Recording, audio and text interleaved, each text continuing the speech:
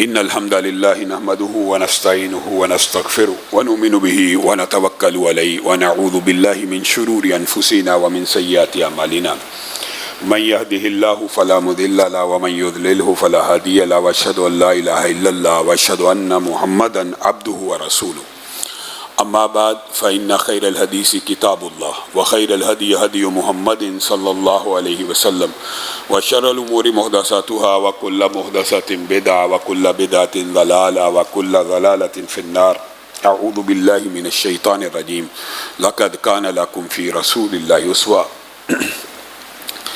تمام قسم کی تعریفات اور حمد و ثنا اللہ مالک الملک کے لیے ہے جو تمام کائنات کے خالق مالک اور رازق ہیں، جو اپنے بندوں پر بے شمار انعامات کرنے والے ہیں، جو ہمیشہ سے ہیں اور ہمیشہ ہی رہیں گے، نہ جن کی ذات میں کوئی شریک ہے نہ جن کی صفات میں کوئی شریک ہے۔ حمد و ثنا کے بعد لاکھوں کروڑوں درود و سلام ہو اس ہستی اقدس و مقدس پر کہ جن کے نام نامی اور اسم گرامی حضرت محمد رسول اللہ صلی اللہ علیہ وآلہ وسلم ہے، جنہیں تمام کائنات کا ہادی، رہنما، مقتدا، پیشوا، رہبر، امام بنا کر بھیجا گیا، اور جن کے قلب اطہر پر اللہ رب العزت نے اپنی آخری کتاب حمید کو نازل فرمایا۔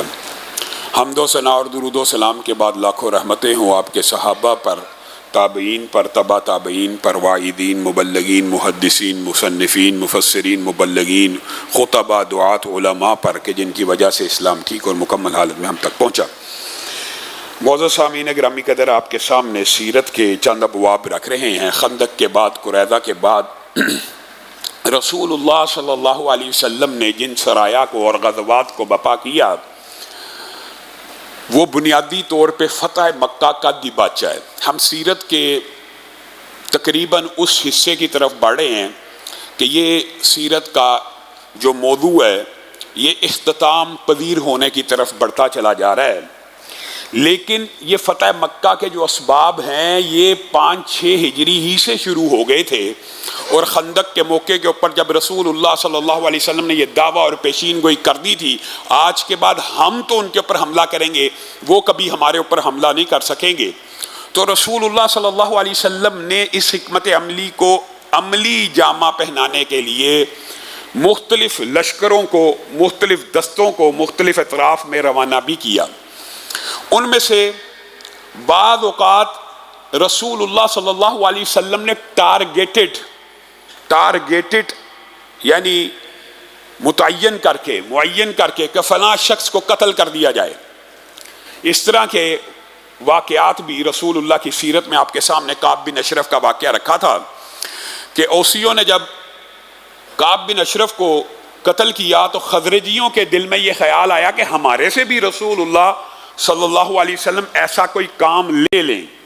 تو اب خندق کے بعد یہ موقع بن چکا تھا کہ ابو رافع یہودی نے جس طرح مسلمانوں کے خلاف سازشیں کی اور کفار مکہ کو اکٹھا کیا اور رسول اللہ کے خلاف اکٹھا کیا اور رسول اللہ صلی اللہ علیہ وسلم کے اوپر سب و شتم کیا، طعن و تشنیع کیا، تو خزرجیوں نے آگے بڑھ کر رسول اللہ کو کہا کہ آپ نے اوسیوں کو یہ شرف بخشا تھا کہ کعب بن اشرف کو قتل کریں ٹارگیٹڈ، ہم آپ سے یہ درخواست کرتے ہیں کہ ہمیں بھی یہ شرف بخشا جائے، خزرجیوں کو بھی یہ شرف بخشا جائے کہ ہم ابو رافع یہودی کو قتل کرنا چاہتے ہیں۔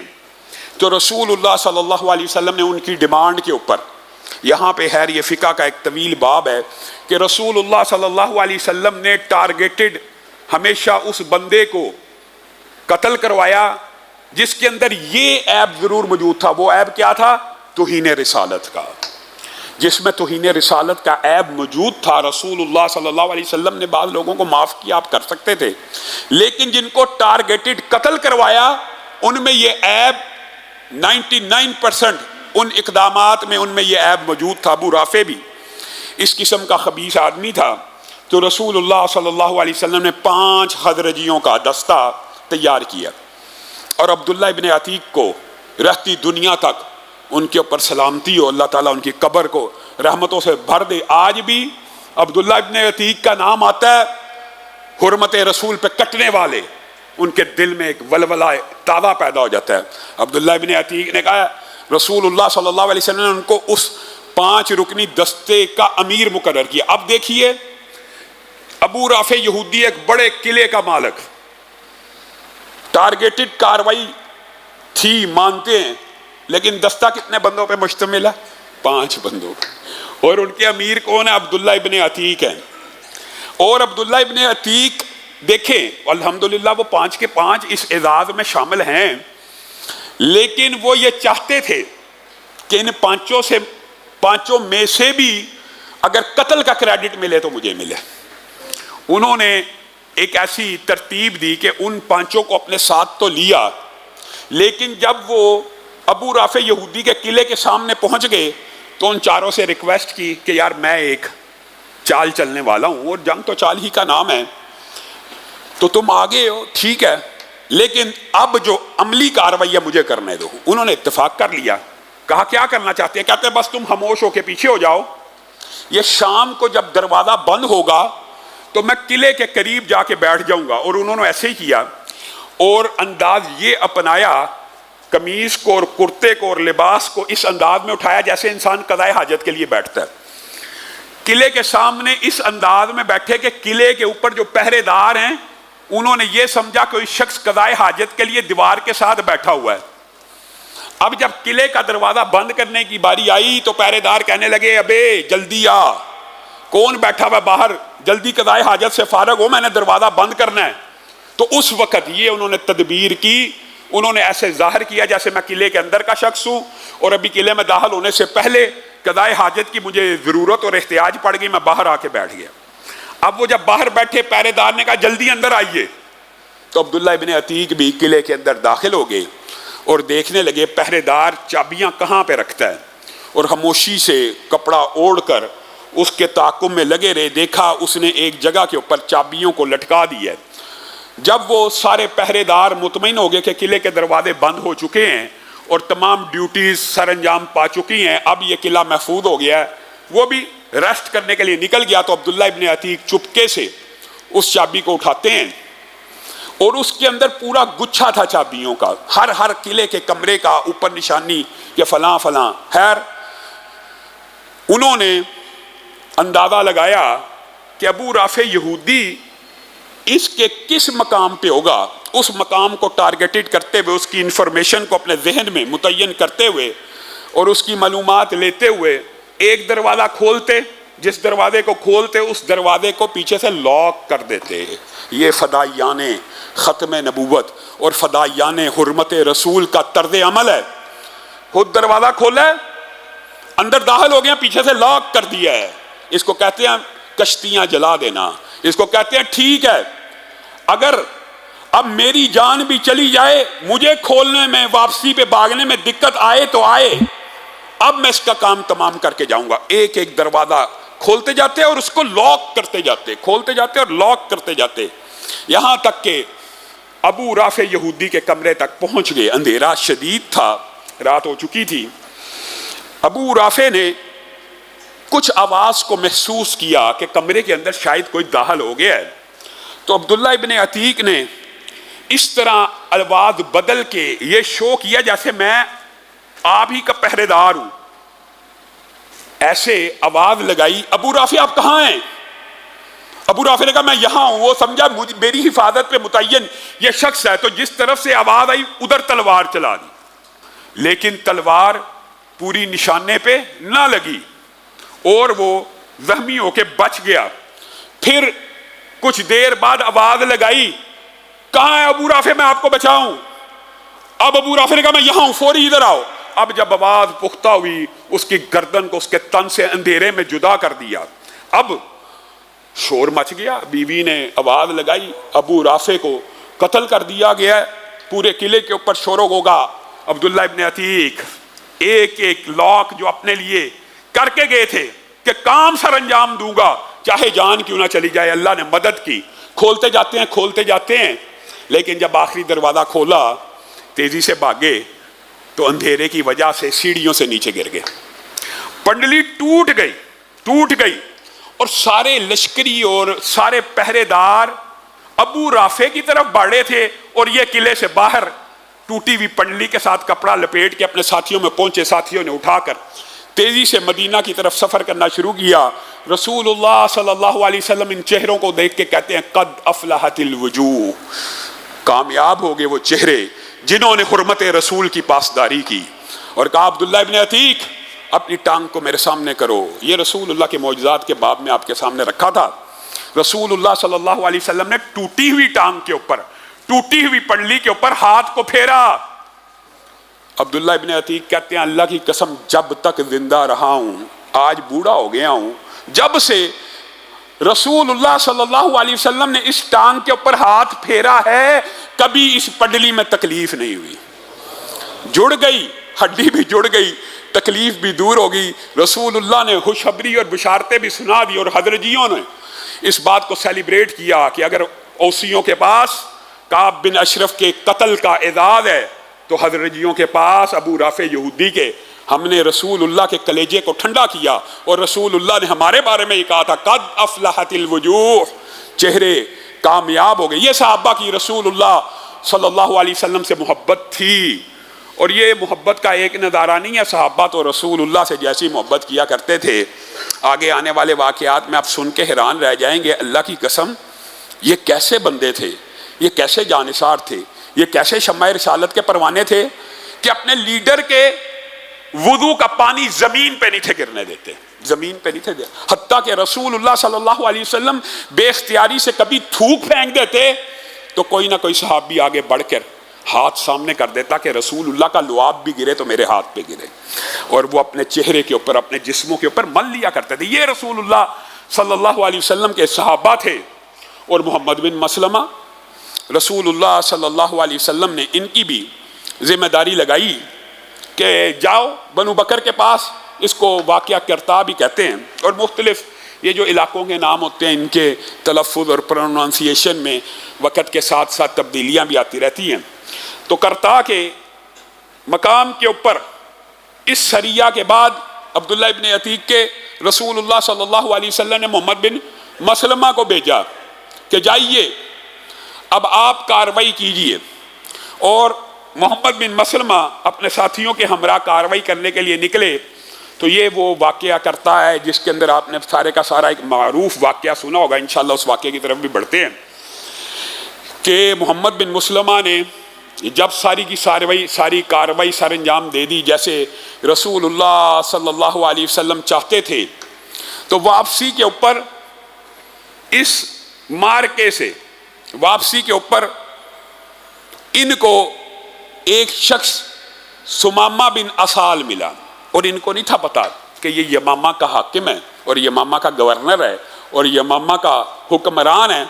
یہ اپنی چھاپہ مار کاروائی میں گئے تھے، تو واپسی پہ جب سمامہ ملے، بنو حنیفہ کے یہ سردار بھی تھے اور یمامہ کے حکمران بھی تھے اور سردار حاکم تھے، ان کو بھی محمد بن مسلمہ نے گرفتار کر لیا، اور رسول اللہ صلی اللہ علیہ وسلم کی مسجد النبوی کے ستون کے ساتھ ان کو لا کے باندھ دیا۔ تو بہرحال رسول اللہ کو تو اللہ رب العزت وحی سے ہدایت اور وحی سے رہنمائی فرماتے ہیں، رسول اللہ کو تو پتہ لگ گیا، ان لشکریوں کا پتہ نہیں تھا ہم کتنا بڑا سردار اور کتنا بڑا جرنیل اور کتنا بڑا حکمران راہ چلتے گرفتار کر کے لے آئے ہیں۔ رسول اللہ صلی اللہ علیہ وسلم نے جب سمامہ کو دیکھا مسجد النبی کے پلروں کے ساتھ اور ستون کے ساتھ بندھا ہوا، تو رسول یہ تاریخ کے اندر اور سیرت کے باب کے اندر یہ واقعہ بڑا تفصیل سے اور مفصل بیان ہوا ہے، مختصر آپ کے سامنے رکھتا ہوں۔ رسول اللہ صلی اللہ علیہ وسلم نے کہا سمامہ اپنے دشمن کا چہرہ نہیں دیکھے گا، بعض روایات یہ بھی ہیں، کہا بالکل نہیں دیکھوں گا۔ سمامہ اگر تجھے قتل کر دیا جائے، کہا اگر مجھے قتل کر دیا جائے گا تو میرا بدلہ لیا جائے گا، میں لوارث آدمی نہیں ہوں کہ میرا کوئی والی وارث نہ ہو جس کا خون رہے گا چلا جائے، آپ قتل کر دیں معاذ اللہ اور آپ سے بدلہ نہ لیا جائے۔ اس وقت تک اسلام قبول نہیں تھا کیا۔ رسول اللہ صلی اللہ علیہ وسلم نے کہا اور اگر احسان کر کے چھوڑ دوں، کہا ہاں، تو پھر آپ ایک ایسے شخص کے اوپر احسان کریں گے جو احسان کا بدلہ احسان سے عطا کرنے والا، جو خاندانی ہے، جو شرف والا ہے، جو بزرگی والا ہے۔ قتل کریں گے تو خون رائے گا، میری قوم نہیں جانے دے گی۔ احسان کریں گے تو ٹھیک ہے، احسان کا بدلہ احسان ہی ہوتا ہے۔ رسول اللہ صلی اللہ علیہ وسلم نے کہا اچھا یار پھر مجھے دیکھ ہی لے، اپنے دشمن کا چہرہ تو یاد کر لے۔ کہا نہیں دیکھوں گا۔ اور اس وقت ان کے جو الفاظ ہیں وہ ہم بیان بھی نہیں کرنا چاہتے، جو بعض سیرت کی کتابوں میں ہیں۔ دوسرے دن بھی یہی واقعہ ہوا، رسول اللہ آئے سمامہ ہاں اب کیا ذہن ہے؟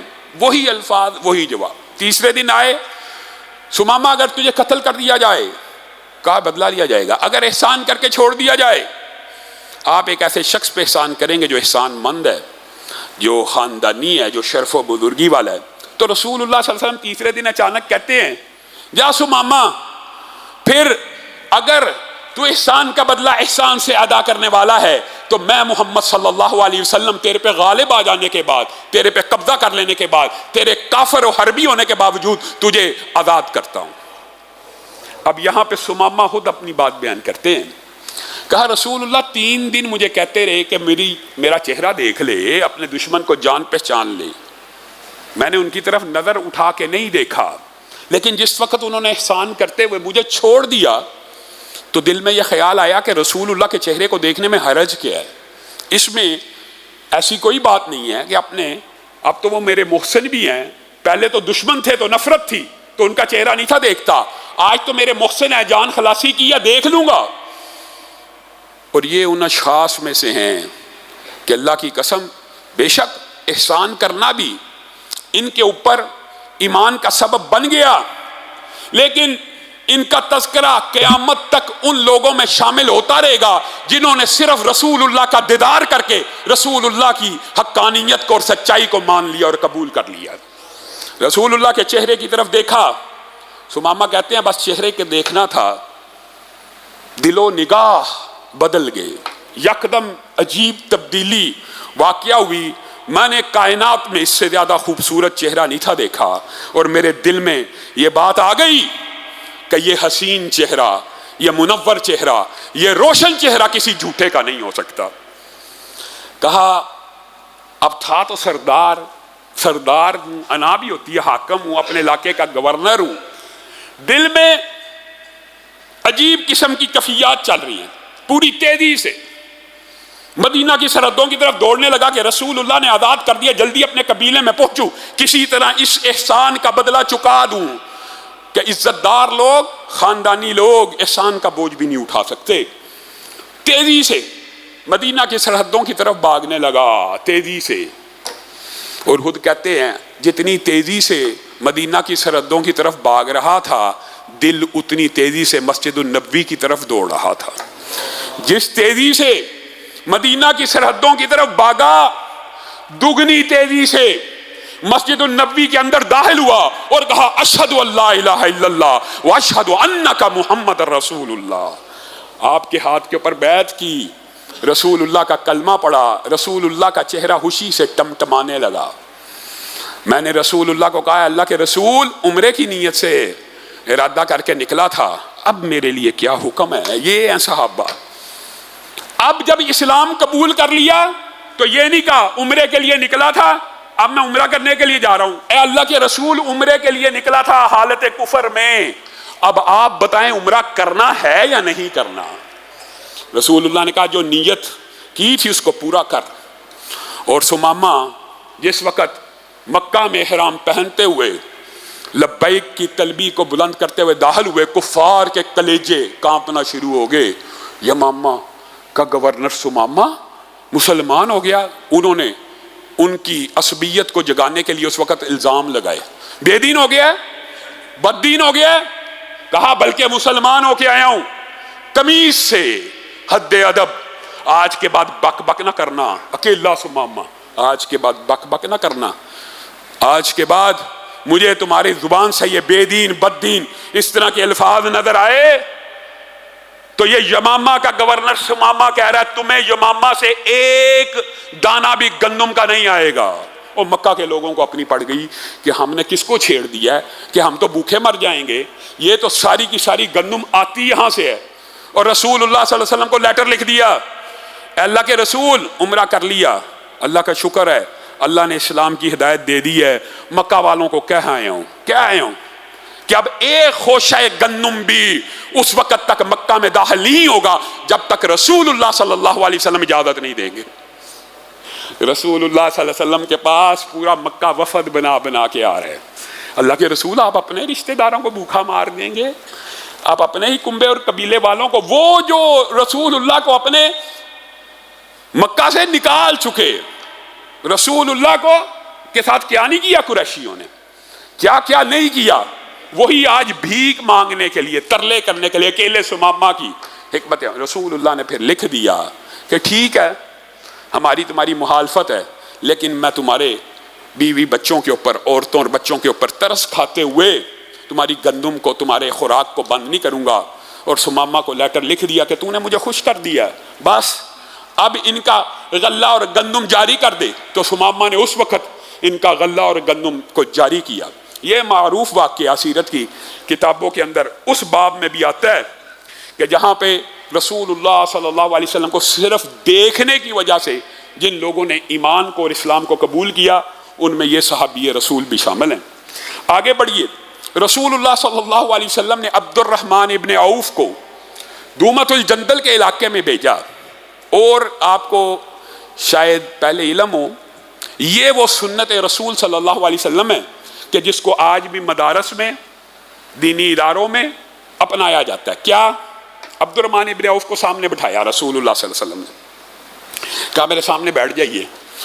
جب وہ سامنے بیٹھے تو رسول اللہ صلی اللہ علیہ وسلم نے اپنے دست مبارک سے ایک امامہ پکڑا اور عبد الرحمن ابن عوف کے سر کے اوپر امامہ پہنا دیا۔ یہ وہ سنت ہے جسے آج بھی استاد اپنے شاگرد کو سند بخاری کے موقع کے اوپر یا کبھی بھی، اس کو کہتے ہیں پگڑی باندھنا، امامہ باندھنا، دستار بندی کی جو آپ اشتہار پڑھتے ہیں، یہ وہ رسول اللہ صلی اللہ علیہ وسلم کی سنت ہے جسے سب سے پہلے رسول اللہ نے عبد الرحمن ابن عوف کے سر کے اوپر ایسے امامہ باندھا اور کہا بسم اللہ وفی سبیل اللہ فقاتل من کفر باللہ لا تغل ولا تغدر ولا تقتل ولیدا۔ عبد الرحمن ابن عوف، اللہ کے نام کے ساتھ جہاد کیجیے، اللہ کے نام کے ساتھ، اور قتال کیجیے جن جن لوگوں نے اللہ کا کفر کیا۔ ہاں، غداری مت کرنا، بدعہدی مت کرنا، اور کسی بچے کو قتل نہیں کرنا۔ یہ رسول اللہ صلی اللہ علیہ وسلم کا طرز عمل تھا، جن بالغ ہیں، عورتیں ہیں، بچے ہیں، ان کو قتل نہیں کرنا۔ اور ساتھ میں ابارہ جہاد فی سبیل اللہ پہ عبد الرحمن ابن عوف کو، لیکن ساتھ میں یہ اس کو کہتے ہیں دلائل نبوت، ساتھ میں ایک پیشین گوئی بھی کر دی، اور ایک بات کو بتا بھی دیا کہ عبد الرحمن، جس علاقے میں دومت الجندل، آپ خود اندازہ کیجیے، جس علاقے میں جا رہے ہو وہاں پہ اسلام کی تبلیغ بھی کرنا، جہاد تو کرنا ہی ہے، جہاد کی پگ باندھی ہے، جہاد کی دستار بندی ہوئی ہے، لیکن اس کے امیر کو، جو اس کا سردار ہے نا، اس کو اسلام کی دعوت دینا۔ یہاں سے یہ بات ثابت ہوتی ہے کہ رسول اللہ صلی اللہ علیہ وسلم کی حکمت عملی اور اسٹریٹجی میں یہ بات شامل تھی کہ سرداران کو بھی دعوت دی جائے۔ اس کا یہ فائدہ ہوتا ہے، پہلے بھی آپ کے سامنے رکھا تھا سیرت کے ابواب میں، کہ سردار اگر اسلام قبول کرے تو اکثر قوم اسلام کو قبول کر لیتی ہے، اس کا فائدہ ہوتا ہے۔ عبد الرحمن ابن عوف کو بھی یہی نصیحت کی کہ ان کے سردار کو اسلام کی دعوت دینا، جو عیسائی ہے، اور اگر وہ اسلام کی دعوت کو قبول کرے، ساتھ میں ایک اور نصیحت کی، تو پھر اس کی بیٹی سے بیاہ بھی کر لینا، اس کو بھی عزت عطا کرنا۔ یہ رسول اللہ صلی اللہ علیہ وسلم کی اسٹریٹجیز اور حکمت عملیوں میں یہ بات بھی شامل تھی۔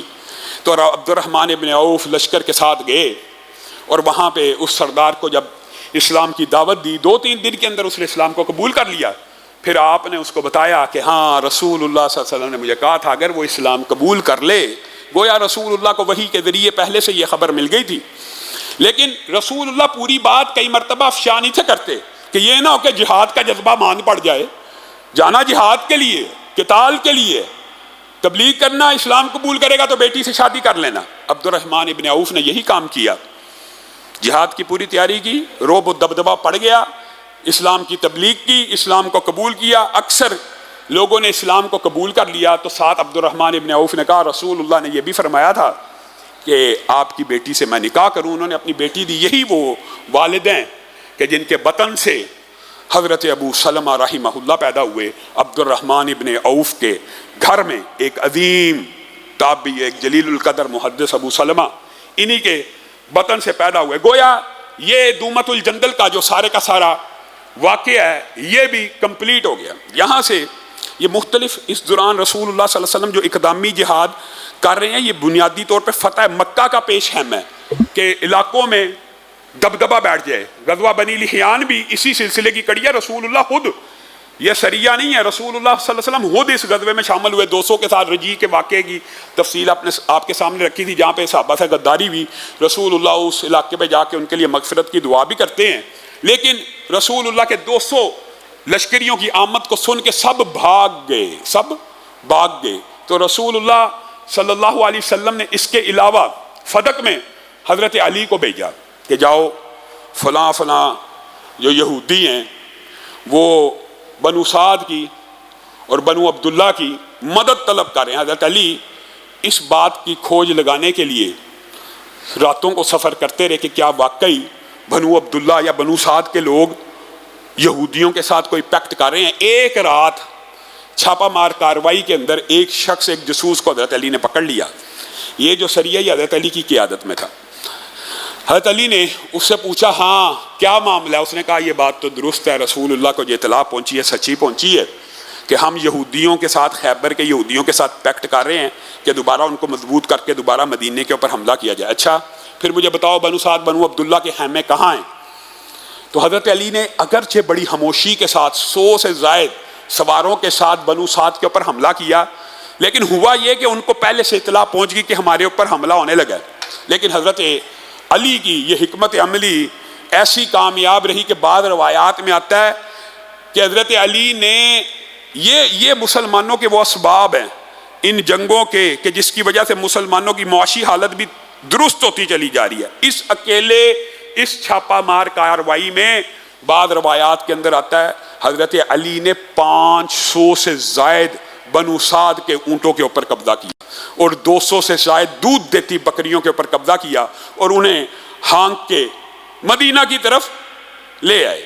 اسی طرح رسول اللہ صلی اللہ علیہ وسلم نے ایک جو معروف سریہ وہ عبداللہ بن رواحہ کا اور عبداللہ بن انیس کا جو اس حوالے سے بڑے معروف ہیں ان کا بھی روانہ کیا، اور یہ عبداللہ بن رواحہ کی قیادت میں صرف 30 سواروں کا دستہ، صرف 30، اور عبداللہ بن انیس کو بھی ساتھ رکھا۔ رسول اللہ کو یہ اطلاع پہنچی کہ خیبر کے یہودیوں نے وہ جو بنو سعد کے ساتھ حضرت علی نے کیا، اگرچہ ان کی کمر ٹوٹی، لیکن خیبر کے یہودی اب ایک سردار ہے یسیر بن رزام، اور یسیر رزام اس کو کہتے ہیں، اس کے ساتھ پیکٹ کر رہے ہیں اور اس کو یہ لالچ دے رہے ہیں کہ تو اگر ہمارے ساتھ مل جائے گا ہم خیبر کی کھجوروں کے اندر تجھے حصہ دیں گے، تو ہمارے ساتھ مل کے رسول اللہ کے اوپر حملہ کر۔ یہ بڑا جرنیل تھا اور جنگجو تھا، تو رسول اللہ صلی اللہ علیہ وسلم نے عبداللہ بن رواحہ کو اور عبداللہ بن انیس کو کہا جاؤ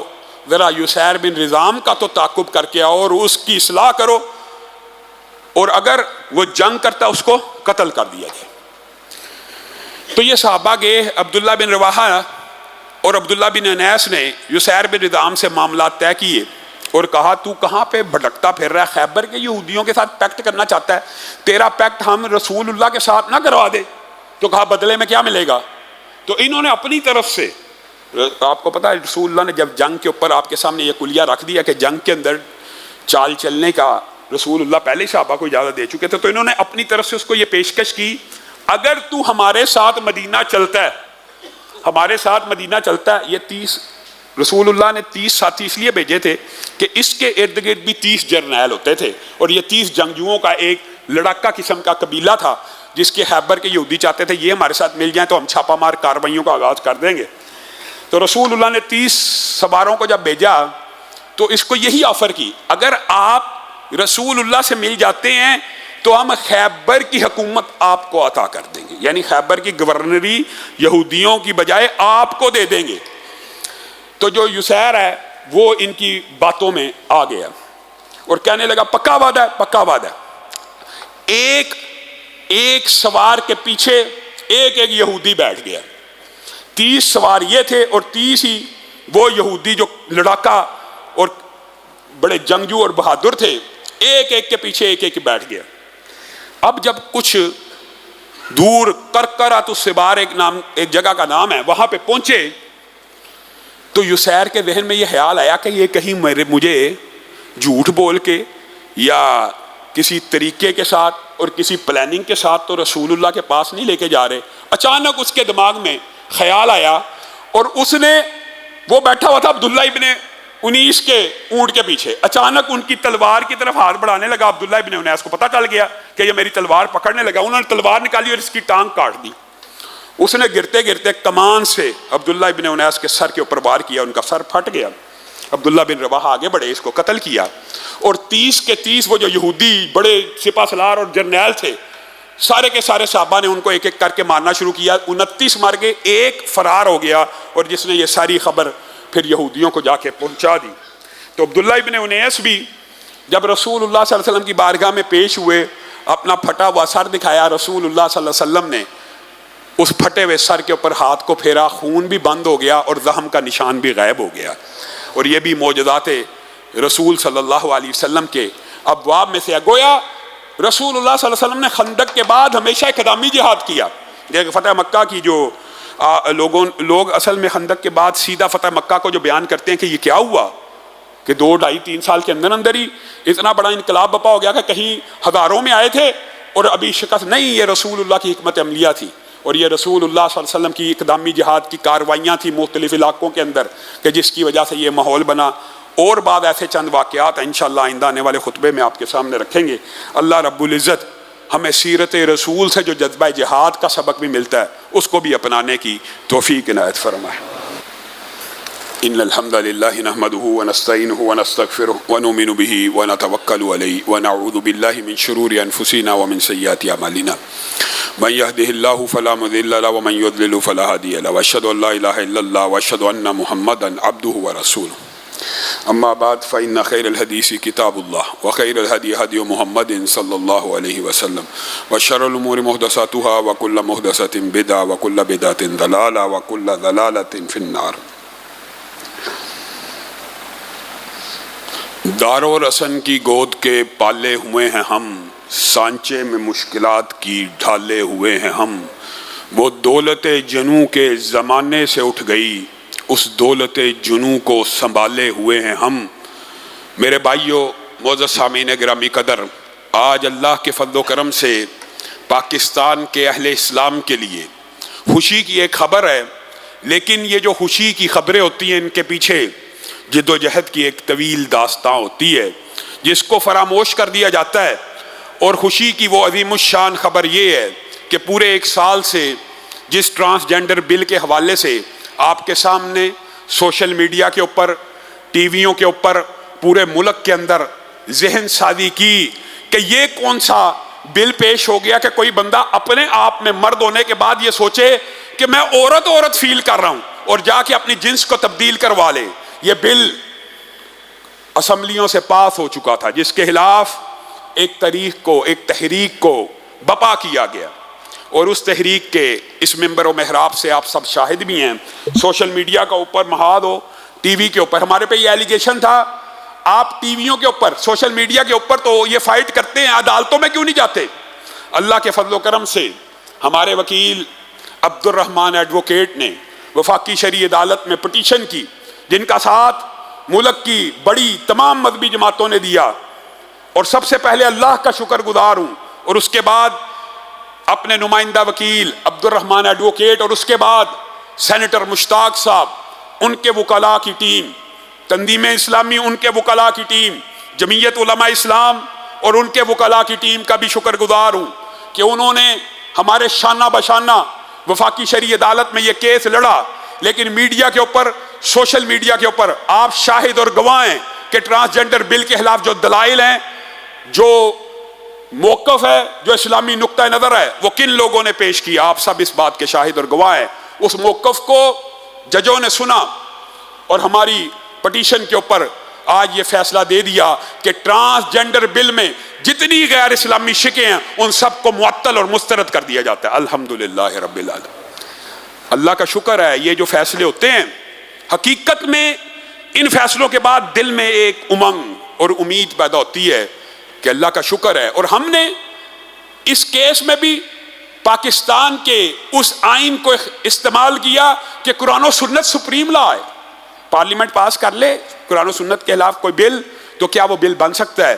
تو اللہ کے فضل و کرم سے ہمارے دلائل کو جب ایسا کوئی فیصلہ آتا ہے تو دل میں یہ ایک امید پیدا ہوتی ہے کہ اللہ کا شکر ہے کہ ابھی بھی کچھ ایسے جج اور پاکستان میں آئین اور قانون اس حد تک موجود ہے کہ جو قرآن و سنت کو سپریم لا مانتے ہوئے غیر اسلامی شکوں کو معطل اور مسترد کر دیتے ہیں. اور میرے بھائیوں لیکن ایک بات یاد رکھو، اس ساری جدوجہد میں ایک بات بڑی اہم ہے، وہ کیا ہے؟